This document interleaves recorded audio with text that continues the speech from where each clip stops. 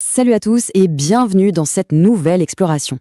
Aujourd'hui, on plonge tête la première dans un sujet qui nous concerne absolument tous, la mécanique de nos habitudes, en se basant sur les travaux vraiment fascinants de Charles Duhigg.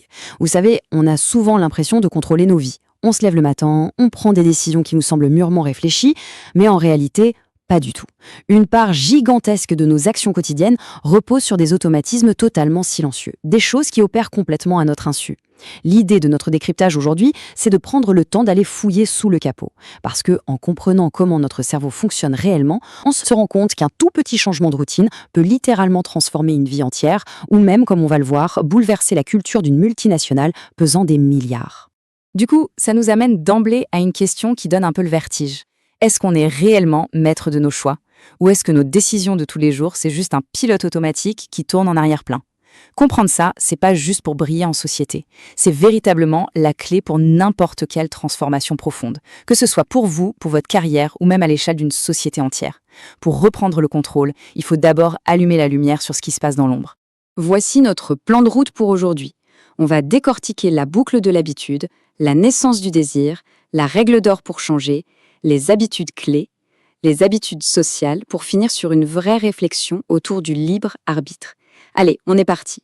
Avant de parler de comportement, il faut qu'on fasse connaissance avec le vrai coupable. Imaginez une petite structure de la taille d'une balle de golf enfouie très profondément à la base de votre cerveau. Ça s'appelle les ganglions de la base. Évolutivement parlant, c'est une merveille. Son job, c'est de prendre des séquences d'actions super complexes et de les transformer en routine automatique. Et heureusement que c'est là. Imaginez 2 secondes si votre cerveau devait consciemment calculer comment lasser vos chaussures chaque matin ou comment doser la pédale d'embrayage de votre voiture au millimètre près. Notre cerveau surchaufferait et s'épuiserait en quelques heures. Les ganglions de la base prennent le relais, compilent tout ça sous forme de programme et libèrent notre esprit pour qu'on puisse penser à autre chose. Première grande étape de notre décryptage, la boucle de l'habitude, le vrai moteur de nos automatismes. Des chercheurs du MIT ont fait une découverte dingue en faisant courir des rats dans des labyrinthes. Ils ont identifié une boucle implacable en 3 étapes. D'abord, il y a le signal. C'est un déclencheur précis, un feu vert qui dit à votre cerveau « Ok, tu peux te mettre en veille, j'active le pilote automatique ». Ensuite, il y a la routine. C'est l'action en elle-même. Ça peut être physique, mais aussi mentale ou émotionnelle.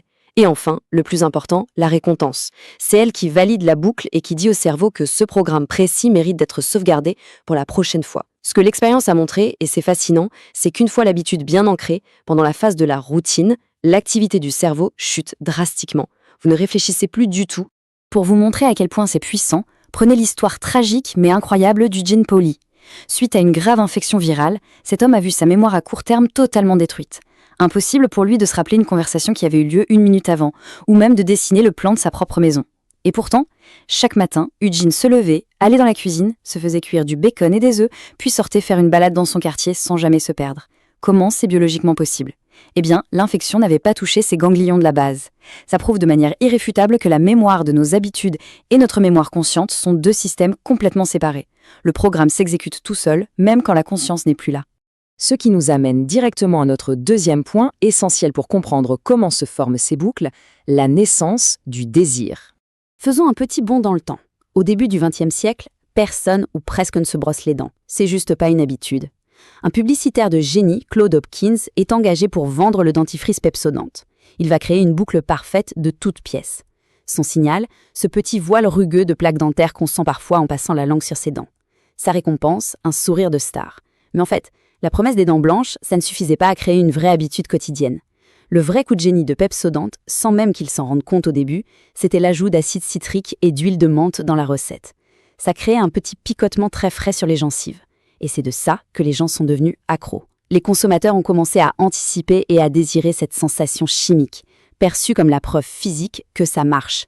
C'est ce picotement, purement artificiel, qui a cimenté l'habitude du brossage de dents dans le monde entier.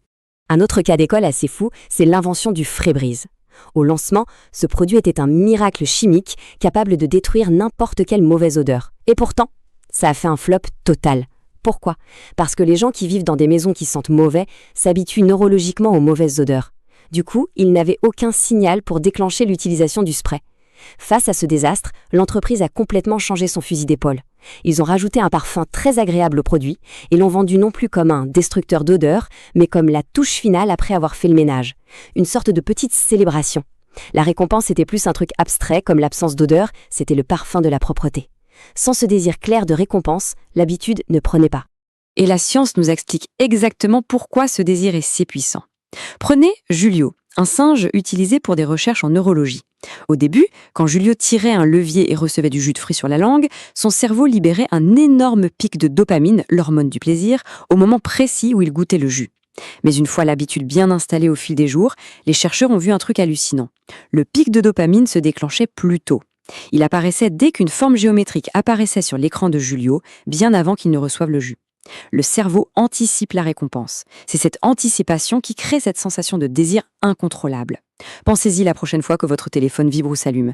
Votre cerveau vous envoie une dose de dopamine au simple son de la notification, créant une envie quasi irrésistible de regarder l'écran, même si c'est juste un spam. Ok, alors maintenant qu'on sait comment on se fait piéger, comment on s'en sort? C'est notre troisième partie, la fameuse règle d'or pour changer. Il y a une chose qu'il faut absolument retenir de ce décryptage, lutter frontalement contre une mauvaise habitude avec la seule force de sa volonté, c'est mort d'avance. Les sillons dans votre cerveau sont déjà gravés. La règle d'or, c'est de faire un hack. Il faut identifier le déclencheur et la récompense et les garder intacts. Ce qu'on va changer, c'est uniquement la routine au milieu. Prenez des organisations comme les alcooliques anonymes. Ils ont compris qu'on ne peut pas simplement dire à quelqu'un « arrête de boire ». S'il boit, c'est qu'il a besoin de la récompense. Soulager l'anxiété, oublier une journée stressante ou juste chercher du contact social. Aux AA, on garde le signal, l'anxiété, on garde la récompense, le soutien, la diminution du stress, mais on remplace la routine destructuriste par une routine constructive. Aller à une réunion, parler à son parrain. On court-circuite le système de l'intérieur. Et ça s'applique partout, même dans le sport de très haut niveau. Un célèbre entraîneur de foot américain, Tony Dungy, a repris des équipes médiocres et en a fait des champions. Son truc, il ne leur apprenait pas de nouvelles tactiques compliquées. Il gardait les mêmes signaux visuels sur le terrain, mais il entraînait ses joueurs à avoir de toutes nouvelles routines automatiques, répétées jusqu'à l'obsession. Mais attention, la science montre un truc crucial. En situation de stress intense, que ce soit sur un terrain de sport ou dans votre vie perso, les anciennes habitudes ont tendance à revenir au galop. Le seul moyen d'empêcher ça, l'ingrédient magique, c'est la croyance. Il faut croire viscéralement que le changement est possible. Et devinez quoi? Cette croyance, elle s'ancre beaucoup plus facilement quand on est entouré par une communauté ou un groupe de soutien. Un mot sur la volonté, parce que c'est hyper lié. Faut vraiment voir la volonté non pas comme un trait de caractère, mais littéralement comme un muscle. Si vous l'utilisez trop le matin, le soir, il n'y a plus rien en réserve. Chez Starbucks, ils ont très bien compris ça. Ils embauchent beaucoup de jeunes qui doivent faire face à des clients hyper stressés ou agressifs. Au lieu de dire à leurs employés « faites un effort de volonté pour garder votre calme », ce qui les épuiserait en 2 heures, ils leur apprennent des routines institutionnelles automatiques. C'est la méthode LAT. Face au signal client furieux, l'employé ne réfléchit plus, il déroule le programme. Écouter, reconnaître le problème, agir, remercier, expliquer. En automatisant cette réaction, ils économisent la volonté de leurs équipes, qui peuvent gérer une pression monstre sans craquer. Quatrième partie de notre analyse, les habitudes clés. Parce que oui, toutes les habitudes ne se valent pas. Certaines habitudes ont un effet domino absolument massif, capable de transformer une entreprise mondiale. L'histoire de Paul O'Neill est juste incroyable. Quand il devient PDG d'Alcoa, un géant de l'aluminium, les investisseurs de Wall Street attendent de lui qu'il parle de profit, de réduction de coûts, de marge. Mais lui, lors de son tout premier discours, il dit « Mon seul et unique objectif, c'est 0 accident du travail, la sécurité d'abord. » Les marchés financiers paniquent complètement. Mais O'Neill savait ce qu'il faisait. En imposant cette habitude clé de la sécurité, il a forcé tous les départements qui ne se parlaient jamais à communiquer en permanence. Pour éviter les accidents, il a fallu remplacer les machines obsolètes. Cette petite victoire sur la sécurité a créé une réaction en chaîne gigantesque qui a fluidifié toute l'entreprise. Résultat des courses, les profits d'Alcoa ont explosé et attendent des sommets historiques. Ce principe de l'habitude clé, ça marche aussi pour nous tous à titre individuel. Prenez le fait de faire son lit le matin. C'est tout bête, mais des études montrent que ça déclenche un effet domino qui mène souvent à une meilleure productivité dans la journée et même à une meilleure gestion de son budget. Ou prenez le fait de tenir un journal alimentaire. Le simple fait de noter ce qu'on mange, sans même essayer de faire un régime, provoque une prise de conscience qui pousse naturellement à faire des choix plus sains ensuite. Dans le sport extrême, regardez Michael Phelps. Son coach lui avait créé une habitude clé, visionner mentalement la course parfaite tous les soirs et tous les matins.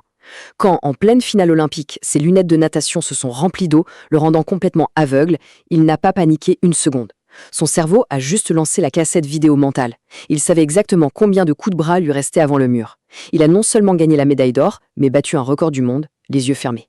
Parfois, les habitudes au sein des grandes organisations deviennent carrément toxiques. Il faut une crise majeure pour les briser.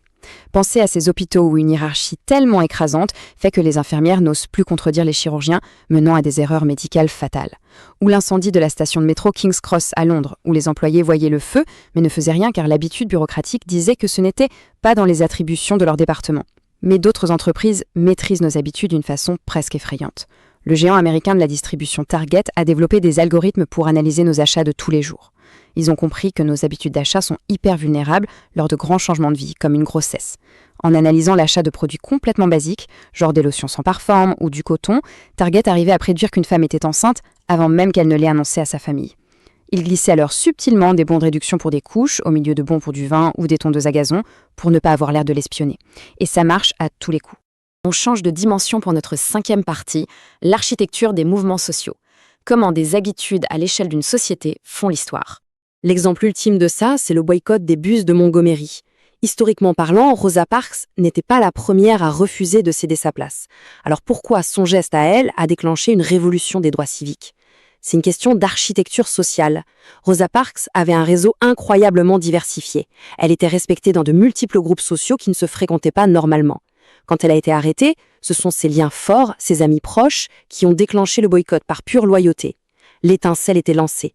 Mais pour qu'un boycott dure des mois, il faut que tout le monde suive. Et c'est là que les liens faibles entrent en jeu. La pression sociale de la communauté, le regard des voisins, des collègues. Il est devenu socialement inacceptable de prendre le bus. C'est ce cocktail très précis, l'impulsion des proches combinée à l'habitude de se conformer à la pression du groupe, qui a permis au mouvement de tenir et de marquer l'histoire. On arrive à notre 6e et dernière partie, libre arbitre et croyance. Et là, on touche à la vraie philosophie. Si on passe notre temps à agir en pilote automatique, mené par le bout du nez, par nos ganglions de la base, est-ce qu'on est vraiment responsable de nos actes? Il y a une comparaison judiciaire qui illustre ça parfaitement. D'un côté, vous avez l'affaire d'un homme acquitté de meurtre parce qu'il l'a commis pendant une crise de terreur nocturne et de somnambulisme. Les scanners de son cerveau ont prouvé que son cortex préfrontal, là où se trouve la raison, était totalement inactif. C'était un automatisme biologique pur et dur, aucune intention. De l'autre côté, une joueuse compulsive qui a ruiné sa famille au casino a essayé de poursuivre l'établissement en disant qu'elle était victime de ses habitudes et donc pas responsable.